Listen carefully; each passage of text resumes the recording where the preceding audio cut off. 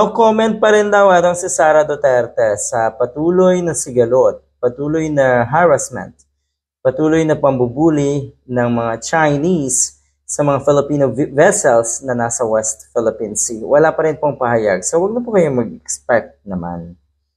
Diba? Nag-expect kasi ang mga netizens. Ang ibang personalidad din ay mukhang inaantay kung ano yung magiging stand at statement nga natin si Sara Duterte. Naku po, may mensahe siya dahil ngayon ay, habang ginagawa ko to, ngayon po ata ay holiday. At yun nga, hindi naman nawawala sa kanyang mga statement pag merong holiday. I mean, yung kanyang statement na talagang naandyan pag merong holiday. Kakaiba rin tong si Sara Duterte, wala daw siyang comment. At ang sinabi pa nga niya, sapat na daw yung statement na iyon ng kanyang kapatid na si Baste Duterte. Ano ba yung statement ng kanyang kapatid? Sabi dito, no comment.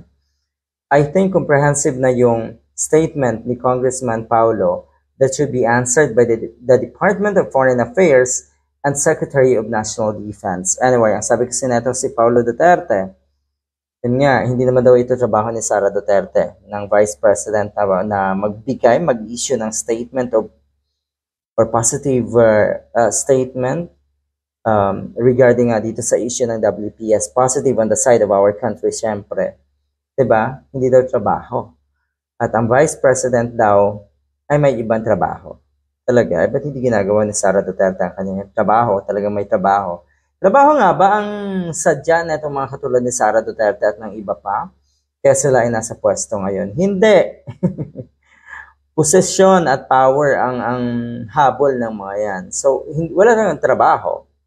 Okay, walang trabaho.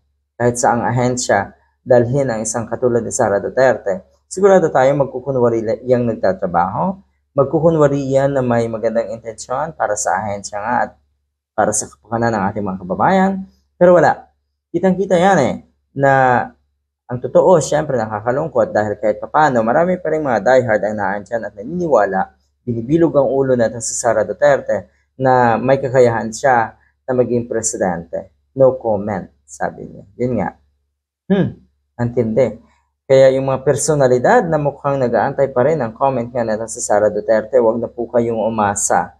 Dahil sigurado tayo na pagdating sa issue ng WPS, tikom ang bibig natin sa Sara Duterte dahil siguradong may pinoprotektahan yan. Good luck!